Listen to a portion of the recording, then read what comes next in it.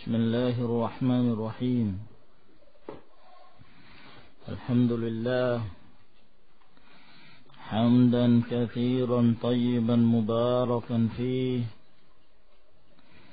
كما يحب ربنا ويرضاه،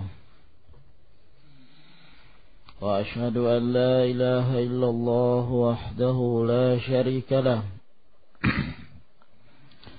وأشهد أن محمدا عبده ورسوله،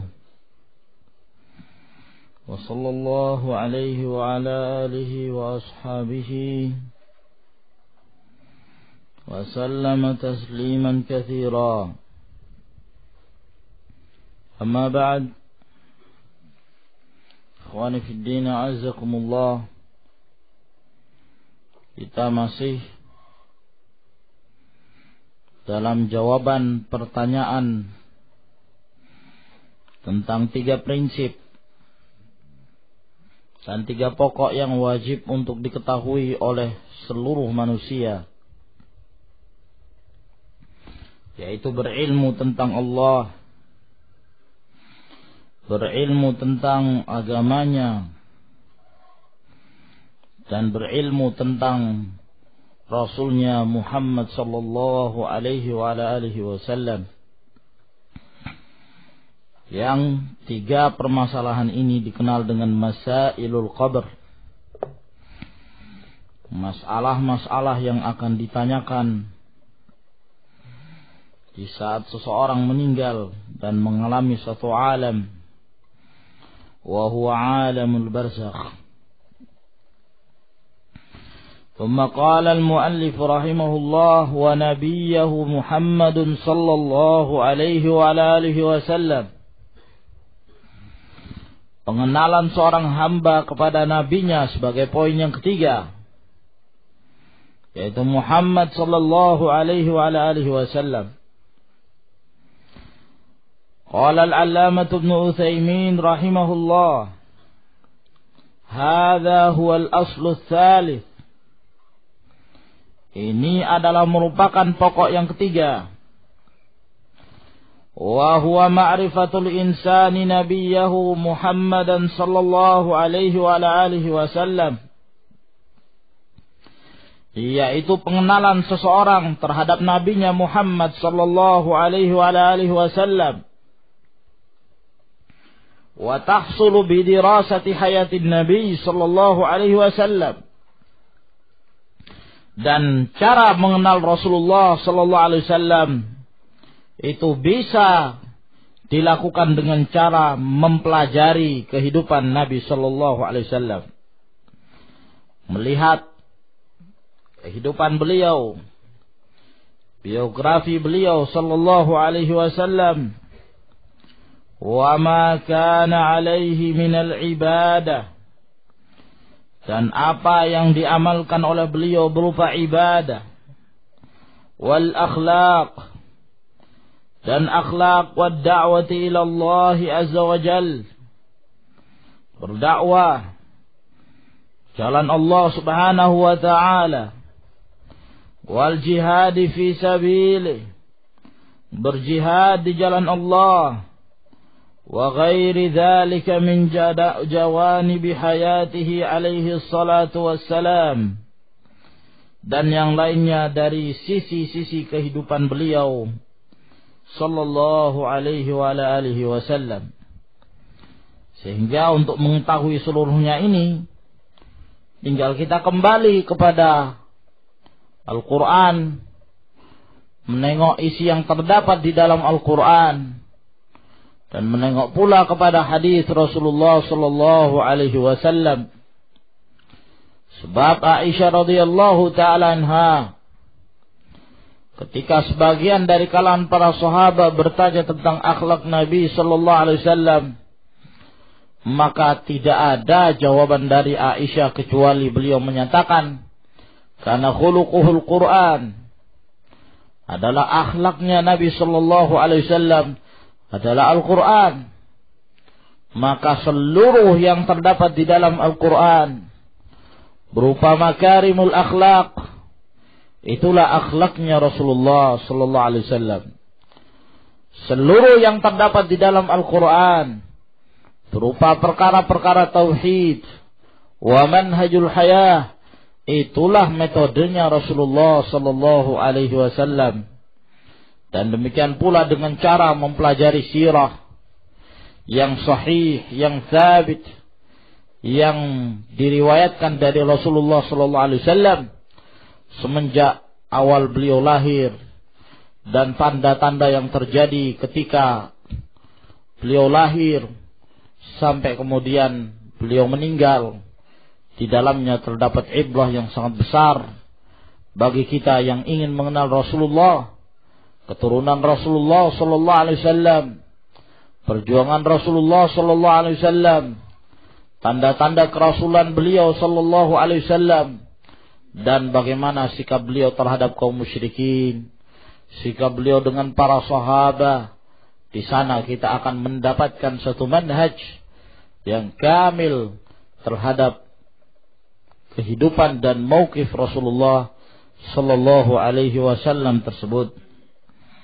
Naam. Dan di sana banyak daripada kisah-kisah ataukah kitab-kitab sirah yang dikarang berkenaan tentang sirah Rasul sallallahu alaihi wasallam.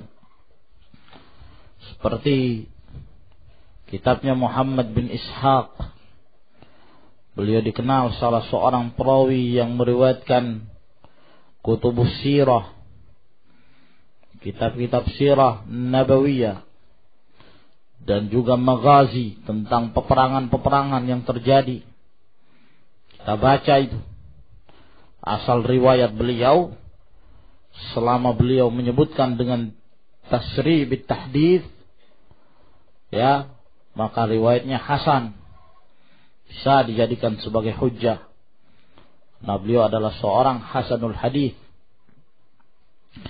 Dan demikian pula kitab sirahnya, riwayat-riwayat dari Ya'qub bin Ibrahim Az-Zuhri. Juga kita bisa mendapatkan riwayat-riwayat mengenai sirahnya Rasulullah sallallahu alaihi wasallam. Kitab sirahnya Ibnu Hisham yang masyhur, juga di dalamnya disebutkan sejarah-sejarah Rasulullah sallallahu alaihi wasallam. Hanya saja dari kitab-kitab sirah ini tidak luput dari riwayat-riwayat yang lemah, bahkan ada juga terkadang disebutkan riwayat-riwayat yang sangat lemah dan batil. Akan tetapi di dalamnya terdapat kebaikan yang banyak. Dan sebahagian dari kalangan para ulama, mereka mencoba untuk mengarang satu kitab sirah yang di dalamnya dinukilkan riwayat-riwayat yang diusahakan untuk disaring dari adanya hadis-hadis yang dhaif dan hadis-hadis yang tidak bisa dijadikan sebagai hujjah. Di antara kitab tersebut adalah kitab yang dikarang oleh Al-Allamah Al-Albani rahimahullahu ta'ala. Beliau semenjak di saat beliau masih hidup, beliau sempat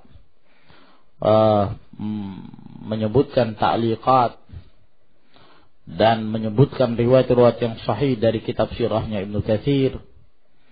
Naam, dan beliau sebutkan riwayat-riwayat yang sahih dan beliau pisahkan mana yang sahih dan mana yang dhaif. Akan tetapi sayang sekali beliau telah meninggal sebelum beliau menyempurnakan kitab tersebut. Yang satu jilid kecil itu pun baru sampai, yakni belum sampai kepada di saat beliau diangkat menjadi Rasul. Baru pada, sudah diangkat menjadi Rasul, baru pada saat awal-awal berdakwah begitu, masuk Islamnya Umar dan seterusnya. Naam, dan di sana juga ada kitab-kitab sirah yang lain. Ada kitab Sahihus Sirah An-Nabawiyah. Naam. Saya lupa siapa yang pengarangnya, 2 atau 3 jilid. Naam, dan disebutkan takhrij dari riwayat-riwayat tersebut. Ada pula kitab yang lain Sahihus Siratin Nabawiyah, serta riwayat-riwayat disebutkan riwayatnya oleh Ibrahim Al-Ali. Naam, 1 jilid. Ya, ada juga kitabnya Ikram Diya Al-Umari, salah seorang dahulu mudarris di Al-Jami'ah Al-Islamiyah. Bahkan dia juga yang termasuk ketika Syekh Muqbil masih talib, masih belajar di Jami'ah, Ikram Diya Al-Umari ini yang menjadi guru sirah pada waktu itu. Guru sirah pada waktu itu. Beliau juga punya kitab As-Siratun Nabawiyatus Sahihah. Nah, akan tetapi susunannya kurang baik. Nah, dan kadang bertele-tele dalam tempat yang semestinya tidak perlu untuk dijelaskan. Dan Syekh Muqbil rahimahullah, beliau juga menyebutkan bahwa Ikram Diya Al-Umari di saat dia membahas sirah sering terpengaruh dengan pernyataan-pernyataan para orientalis. Ini yang menyebabkan dia tidak senang. Sehingga kalau dia yang mengajar, Syekh Muqbil lebih senang keluar ke maktabah, perpustakaan, baca kitab daripada menghadiri majelis Ikram Diya Al-Umari. Yang jelas di sana banyak dari kitab-kitab sirah yang bisa kita istifadah dari kitab tersebut. Naam. Walihada yanbaghi likulli insanin. Oleh karena itu sepantasnya bagi setiap orang yuridu ayyazdada ma'rifatan binabiyhi wa imanan bihi, yang dia ingin menambah pengetahuannya tentang nabinya sallallahu alaihi wasallam dan beriman dengan kerasulannya, ayu tali'a min siratihi ma tayassara fi harbih, hendaklah dia menelaah dan mempelajari sirahnya Rasulullah sallallahu alaihi wasallam, apa yang mudah bagi beliau, bagi dia, fi harbihi, ketika beliau berperang, wasilmihi, dan di saat beliau menetapkan perdamaian dengan kelompok yang lain, wasiddatihi, sikap keras beliau, warakhaihi, sifat lapang beliau, wa jami'i ahwalih, dan seluruh keadaan-keadaan beliau. Nas'alullah azza wa jalla an yaj'alana minal muttabi'ina li Rasul sallallahu alaihi wasallam. Kita memohon pada Allah semoga Allah menjadikan kita termasuk di antara orang-orang yang ittiba kepada Rasulullah sallallahu alaihi wasallam, batinan wa zahira, baik secara batin maupun secara zahir, wa ayatawaffana ala dzalik, dan semoga Allah mewafatkan kita di atas sunnah. Innahu waliyuhu wal qadiru alaih. Naam. Kemudian setelah beliau menyebutkan 3 prinsip tersebut secara global, maka beliau pun masuk ke prinsip yang pertama, yaitu ma'rifatul abdi rabbahu, pengenalan seorang hamba pada Allah subhanahu wa ta'ala. Qala al-muallif rahimahullah, fa idza qila laka man rabbuk, jika kamu ditanya siapakah Rabbmu, ay man huwa rabbuka, yaitu di saat kamu ditanya siapakah Rabbmu, alladzi khalaqaka, yang telah menciptakanmu, wa amaddaka, dan memberikan kesempatan hidup kepadamu, wa a'addaka, dan memberikan persiapan-persiapan yang ada pada kamu. Maksudnya persiapan ini persiapan untuk menerima kebenaran berupa akal, fitrah. Ini semua adalah i'dad liqabulil haq, persiapan untuk menerima kebenaran. Tinggal kamu, ya, apakah kamu mau menerimanya atau tidak. Wa razaqaka, dan yang telah memberikan rezeki kepadamu. Jadi kalau kamu ditanya siapa Rabb kamu itu, yang menciptakan kamu, yang memberikan rezeki pada kamu itu, siapa dia? Faqul, maka jawablah, Rabbi Allahu alladhi rabbani, Rabbku adalah Allah yang telah mendidik aku, wa rabba jami'al alamina bini'amihi, dan yang telah mendidik seluruh alam dengan nikmat-nikmatnya. Nah, itulah Rabbku, Rabbku dan Rabbmu. Wa Rabbi wa Rabbukum. Maka jawaban beliau ini memberikan penjelasan kepada kita bahwa kata-kata Rabb itu asal kata dari Rabba, yurabbi. Maka Rabb itu artinya adalah murabbi, yang mengajar, yang memberikan tarbiyah kepada seluruh alam dengan kenikmatan-kenikmatannya. Al-alamin. Apa perbedaan alamin dengan alam?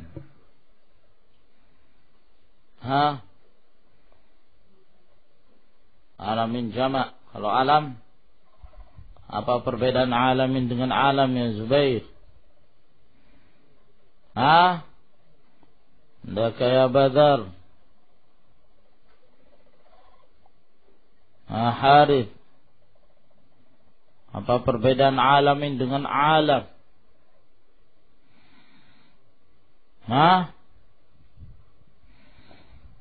Naam.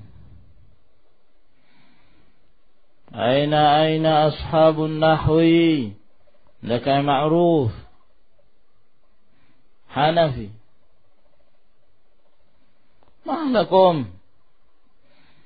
Naam, aina Abdul Majid? Aina huwa?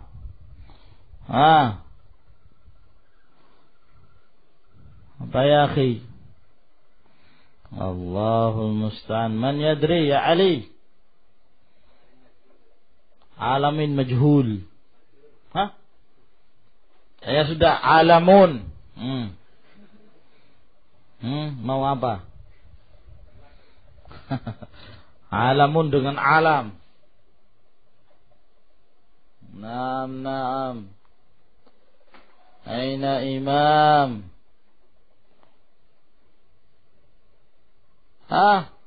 Gaib. Aina Abu Abdullah? Abdul Halim. Mana yang lebih umum berarti? Enggak kebalik. Alamin untuk uqala. Terbalik, barakallahu fiik. Kalau alamin itu lebih khusus. Alam itu yang berakal dan yang tidak berakal. Kalau alamin khusus yang berakal. Naam. Alhamdulillahi Rabbil Alamin. Rabbnya alamin. Maksudnya al-uqala, mempunyai akal. Manusia, jin, malaika, seterusnya. Ya. Makanya al-alamun itu bukan jamak mudzakkar salim. Karena tidak punya mufrad. Antum ya ikhwan. Tapi dia kedudukannya apa? Mulhaq. Mulhaq bi jam'il mudzakkar salim. Naam. Rabbi Allahu alladhi rabbani wa rabba jami'al alamin bi ni'amihi. Rabbku adalah Allah yang telah mendidikku dan mendidik seluruh alamin dengan nikmat-nikmatnya. Naam. Sebab tarbiyah itu banyak. Ya. Tarbiyah itu macam-macam, ada tarbiyatul jisim, pendidikan jasmani, ya, pendidikan fisik, pendidikan akal, pendidikan watak. Dan yang terbesar di antara seluruh pendidikan yang Allah Subhanahu wa taala berikan pada kita adalah tarbiyatul iman wal amalus salih. Tarbiyatul tauhid wa tiba'is sunnah.